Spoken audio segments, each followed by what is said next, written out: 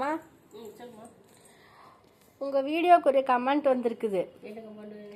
நீங்கள் எந்த ஊருன்னு கேட்டிருக்காங்க. ஓ, எந்த ஊர்னு கேட்டுக்கோங்களா?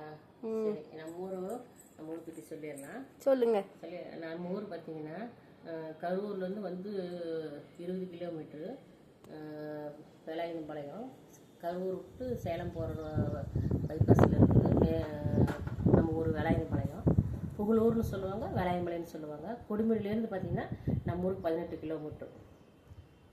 கொடுமுடியிலேருந்து பார்த்தீங்கன்னா நம்ம ஊர் 18 கிலோமீட்ரு. அங்கே தான் வந்து நம்ம ஊர் இருக்குது. நம்ம ஊரில் வந்து வாத்துக்கறி ஸ்பெஷல் இட்லி.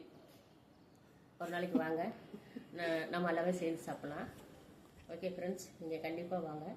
நம்ம எல்லாமே சேர்ந்து ஒரு நாளைக்கு போய் வாத்து கிரேவி இட்லி வந்து சாப்பிட்டு வரலாம். சரிங்களா? அதுதான் எங்கள் ஊரில் ஸ்பெஷல். அது மட்டும் இல்லை, நான் ஏற்கனவே சொன்ன மாதிரி உண்மைதாங்க. நான் எங்கள் ஊரில் வந்து வாத்து கிரேவி ஸ்பெஷல் தான்.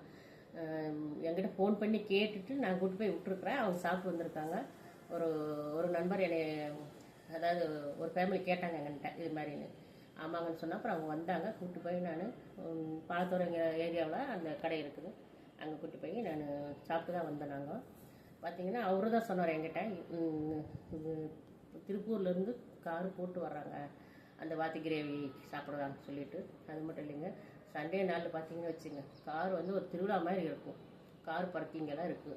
பார்க்கறதுக்கு நல்ல பிளேஸ், நல்ல இடம் நிறையா இருக்குது. நிறைய ஞாயிற்றுக்கிழமைன்னு நினைக்க பார்த்தீங்கன்னா தேடி திருவிழா மாதிரி தாங்க இருக்குது அந்த ஊரில்.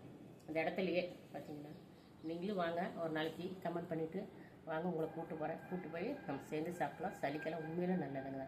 அப்புறம் முட்டையும் வாங்கிக்கலாம், நம்ம அங்கேயே கிடைக்கும். வாத்து கிரேவிக்கு அவ்வளோ ஸ்பெஷல் அந்த ஊர். ஓகே ஃப்ரெண்ட்ஸ், பிடிச்சிருந்தா லைக் பண்ணுங்கள். பாய்.